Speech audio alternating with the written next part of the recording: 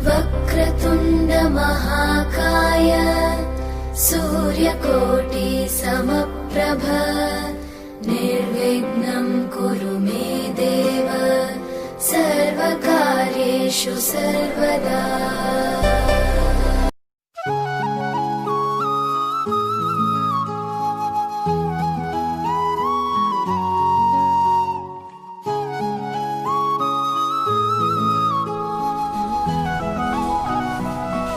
नमस्कार, दिनेश कुमार माली, कक्षा एकादशी, विषय गणित। हम अध्याय कर रहे हैं अध्ययन दूसरा पाठ संबंध और फलन, जिसमें हमने संबंध के बारे में बहुत कुछ पढ़ा है। आइए फलन के बारे में जानकारी लेते हैं। तो फलन में हम कुछ विशिष्ट फलनों के प्रकार और उसके आलेख के बारे में पढ़ेंगे। तो सबसे पहला जो हमारा फलन का आलेख है वो है अचर फलन। क्या होता है अचर फलन? इंग्लिश में बोलते हैं कांस्टेंट फंक्शंस। कई बार फिजिक्स में वर्ड आता है कांस्टेंट, स्थिरांक जिसको कह सकते हैं। स्थिरांक नाम आते ही आपको समझ आता है स्थिर अंक, यानी फिर उसका मान परिवर्तन नहीं होता है, वही कांस्टेंट। अक्षर जो परिवर्तन नहीं हो वो अक्षर है। तो इसी पर आधारित हम फलन के बारे में बात करेंगे। तो यदि fx बराबर c, ये यहाँ पर हमने c नाम दिया है, c की जगह k भी नाम दे सकते हैं, कोई भी नाम दे सकते हैं। तो यहां पर fx बराबर c या y बराबर fx बराबर c भी हम इसको लिख सकते हैं। तो ये जो यहां पर जो फलन बना हुआ है, ये जो फलन एक वास्तविक मान का फलन है।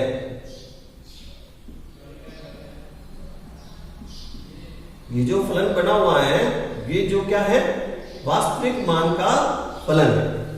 वास्तविक मान का फलन का मतलब क्या हुआ कि y बराबर fx, जहां हम ये बोल रहे हैं fx बराबर c, तो जो c की जो ये वैल्यू है, ये c belongs to r। c का मान वास्तविक संख्या में कुछ भी हो सकता है।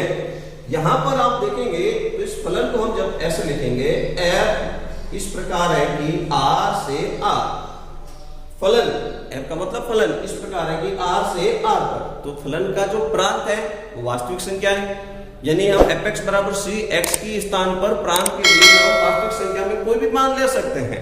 वास्तविक संख्या परिमेय और अपरिमेय मिलकर, शून्य भी शामिल है, वर्गमूल वाली संख्या सब शामिल है। और सह प्रांत जो इसकी वैल्यू जो बन सकती है वो वास्तविक संख्या बनेगी। सह प्रांत की बात कर रहे हैं, ठीक है ना। तो फलन जो fx बराबर c, तो यहां पर ये जो वैल्यू बन गई है वो स्थिरांक बन गया। तो इसका जो परिसर का जो मान आएगा, प्रांत हम जब बोलेंगे फलन का प्रांत क्या, तो फलन का प्रांत में हमने बोला अभी x बराबर हम r रख सकते हैं कोई भी, तो वास्तविक संख्या, ये फलन का प्रांत होगा। फिर हम बात करेंगे परिसर की। तो फलन का जो परिसर होगा, y की जो वैल्यू है वो फलन का परिसर होगा। c स्थिरांक है, परिवर्तन नहीं होने वाला, चाहे हम मान कुछ भी रख दें तो c वैसा का वैसा रहेगा। तो परिसर का जो मान होगा वह एक, जो यहां प्रश्न में स्थिरांक है वो इसका परिसर कहलाएगा, ठीक है। तो हम जो पढ़ रहे हैं अचर फलन के बारे में, कांस्टेंट फंक्शंस।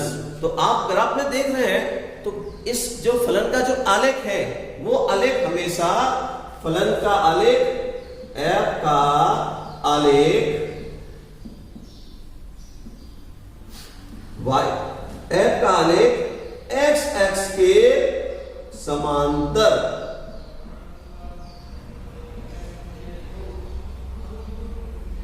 एक रेखा है। चाहे मान कुछ भी रखें, परिवर्तन प्लस में, माइनस में, परिमेय, अपरिमेय, हमेशा जो सदैव जो बनेगा वो एक x एक्स के समांतर एक सरल रेखा बनेगा।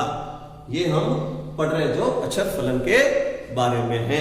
ये इसका यहाँ ग्राफ दिख रहा है, आप देख रहे हैं। तो एक रेखा बनी हुई है x एक्स y एक्स द्विविमीय निर्देशांक मुताबिक। यहाँ पर एक जो रेखा दिख रही है आपको, ये जो x एक्स के समांतर एक सरल रेखा के बारे में दिखा हुआ है।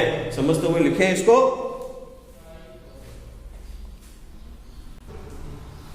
आइए एक और हम फलन के बारे में पढ़ेंगे जिसका नाम है तत्समक फलन।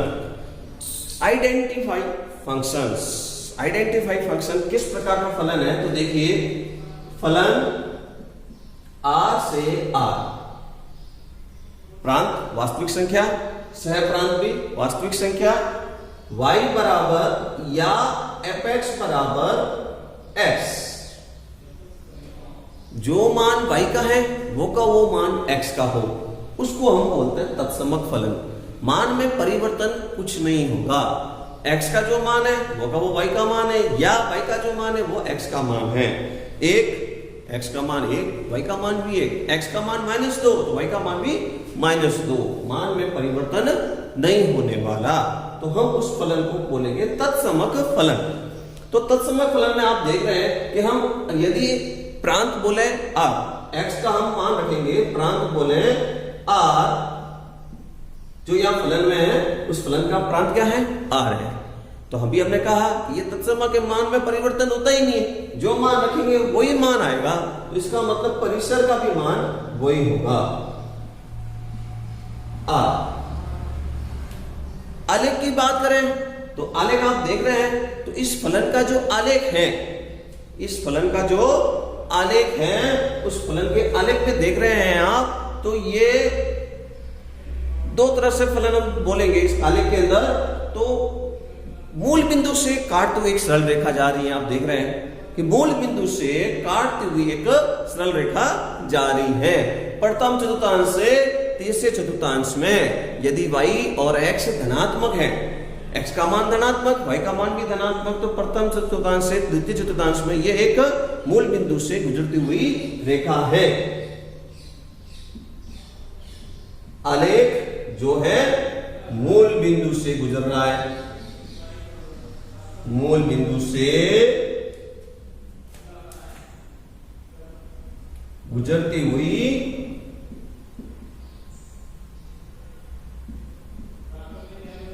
सरल रेखा है।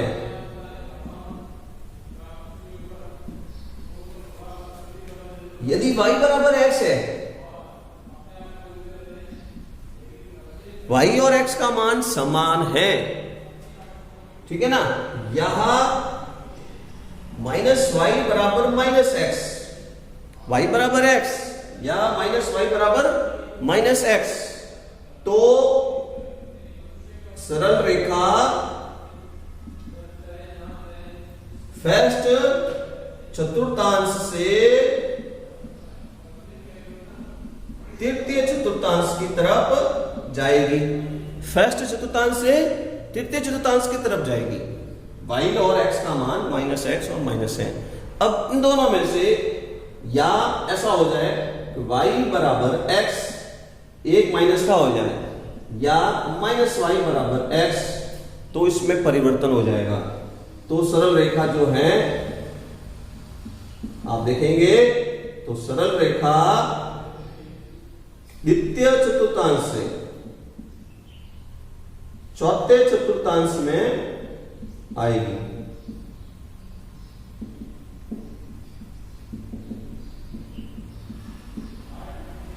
द्वितीय चतुर्थांश से चौथे चतुर्थांश में आएगी।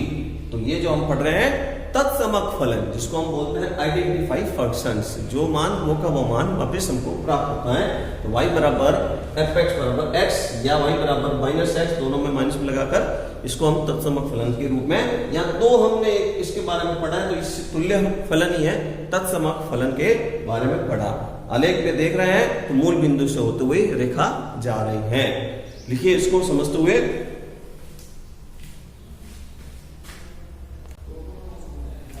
आइए अब हम जो पढ़ते हैं वो है बहुपद फलन, पोलिनोमियल फंक्शंस। क्या होता है बहुपद फलन? तो इसके लिए बात करेंगे हम, एक यहां मैं कुछ परिभाषा लिख रहा हूं। यदि फलन तीसरे प्रकार का जो एक फलन है बहुपदीय फलन, इसके बारे में हम विस्तृत जानकारी लेंगे। क्या होता है बहुपदीय फलन? इंग्लिश में बोलते हैं polynomial functions, polynomial functions. f r से r में कोई फलन वास्तविक संख्याओं से वास्तविक संख्या में इस तरह से होगा, fx बराबर a0 x है, यहाँ पर कांस्टेंट है ये, plus a1x plus a2x square plus a3x cube plus dot dot dot a(n)x की घात n। इस तरह से अनंत पदों तक ये बढ़ सकता है। एक पद, द्विपद, त्रिपद, बहुपदीय कोई भी फलन हो सकता है। एक शर्त आपको याद रखनी है, ये जो n है, यहाँ जो n लिखा हुआ है वो एक ऋणोत्तर पूर्णांक है। ऋणोत्तर का अर्थ ऋण संख्या के अलावा माइनस संख्या नहीं हो सकती घात में। ध्यान रखना, बहुपद में माइनस संख्या होगी तो वो फिर बहुपद ही नहीं है, ध्यान रखेंगे। तो धनात्मक संख्या कोई भी हो सकती है, वास्तविक संख्या कोई भी हो सकती है, परंतु पूर्णांक संख्या होनी चाहिए, धनात्मक पूर्णांक संख्या ही होगी तो वो बहुपदीय फलन में हम बोल सकते हैं और इसका आलेख वक्र बना सकते हैं। दो उदाहरण यहाँ दिए हुए हैं। x बराबर x की घात 4 प्लस वर्गमूल 3x। a का मान कुछ भी हो सकता है वास्तविक संख्या में, परंतु घात को ध्यान रखना है। यहाँ पर घात कुछ नहीं है, x के ऊपर तो घात 1 बोलेंगे, या x की घात 3 - 1/2x स्क्वायर। और भी बहुत सारे उदाहरण हम देख सकते हैं। तो आइए हम एक फलन के बारे में पढ़ते हैं, उसका आलेख वगैरह देखते हैं। तो हमारे सामने एक फलन है प्रांत r से r में y बराबर fx बराबर x स्क्वायर।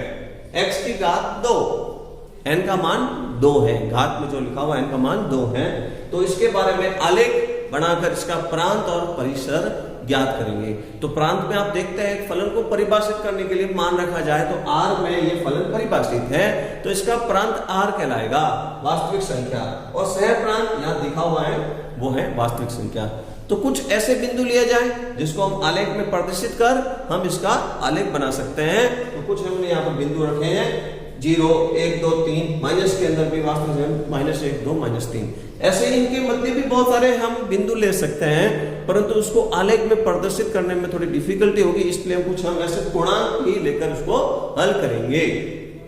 तो देखेंगे आप -3 का स्क्वायर जब हम करेंगे तो -3 का स्क्वायर 9, -2 का स्क्वायर 4, -1 का स्क्वायर 1, 0 का स्क्वायर 0, 1 का वर्ग 1, 2 का वर्ग 4 और 3 का वर्ग 9। तो आप देख रहे हैं कि अब इसका जब आलेख हम प्रदर्शित करेंगे तो x अक्ष पर ये बिंदु प्रदर्शित करेंगे, y अक्ष पर ये बिंदु प्रदर्शित करके एक पैमाना लेकर इसका आलेख जब बनाएंगे तो इस प्रकार से आलेख इसका दिखेगा। तो देखिए इस आलेख में ये बिंदु बनाने पर आपको दिख रहा है ये एक वक्र जैसा आकृति दिख रही है, वक्रानुकार है, सरल रेखा की इसके अंदर आवश्यकता नहीं रहेगी। बहुपद जब भी हम बनाएंगे जिसके अंदर घात 1 से आगे बढ़ेगी, 2, 3 घात आगे बढ़ेगी, तो उसके अंदर फिर उसका सरल रेखा का काम नहीं होगा, वो हमेशा वक्र की तरफ बढ़ता जाएगा आलेख। ठीक है ना। तो यहां पर कहीं हमको प्लस, सब प्लस ही दिख रहा है, माइनस कहीं दिख ही नहीं रहा है। तो ये जो आलेख है वो y अक्ष के ऊपर की तरफ अनंत दिशा में ये बढ़ता जाएगा। इसके मान और भी बहुत सारे दिखा सकते हैं। आलेख आप देख रहे हैं तो इसके अंदर वक्र जैसे आकृति में ये ऊपर की तरफ निरंतर बढ़ता हुआ जा रहा है। ठीक है, प्रत्येक बिंदुओं को मिलाने पर ये वक्र ऊपर की तरफ धनात्मक दिशा में y अक्ष में बढ़ता हुआ जा रहा है। इसका जो परिसर की बात करेंगे, परिसर यानी y की वैल्यू fx का जो मान है या y की वैल्यू जो है वही हम इसका परिसर बोलेंगे।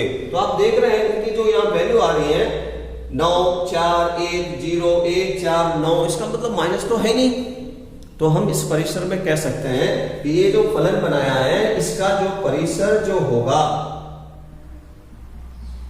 फलन का जो परिसर है वह क्या कहलाएगा, fx बराबर x स्क्वायर, या हम ऐसा कह सकते हैं कि जितनी भी धनात्मक पूर्ण संख्या है, धनात्मक पूर्ण संख्या का वर्ग, fx बराबर x स्क्वायर या धनात्मक पूर्ण संख्या का वर्ग हम इसका परिसर बोल सकते हैं। ठीक है, इस तरह से जब भी कोई बहुपद बनाएंगे तो उसका आलेख एक वक्र आकृति में, कर्व स्ट्रक्चर में वो बनेगा। दो प्रश्न आपको बहुत प्रश्न के लिए दिए जा रहे हैं, वो आप करेंगे। पहला प्रश्न जो है fx, f फलन r से r, तो fx बराबर x की घात 3 का आलेख बनाएं, प्रांत और परिसर भी ज्ञात करें। दूसरा प्रश्न और फलन f r से r, इसका भी आप fx बराबर x + 10 आलेख बनाकर प्रांत व परिसर ज्ञात करें। आलेख बनाकर प्रांत व परिसर ज्ञात करें। ये आपको दो प्रश्न अभ्यास प्रश्नों में करें। ग्राफ आप कॉपी में भी कर सकते हैं, एक स्ट्रक्चर पैमाना लेकर आप उचित पैमाना लेकर इसको बनाया जा सकता है। धन्यवाद। आगे कल के लिए करेंगे इसको।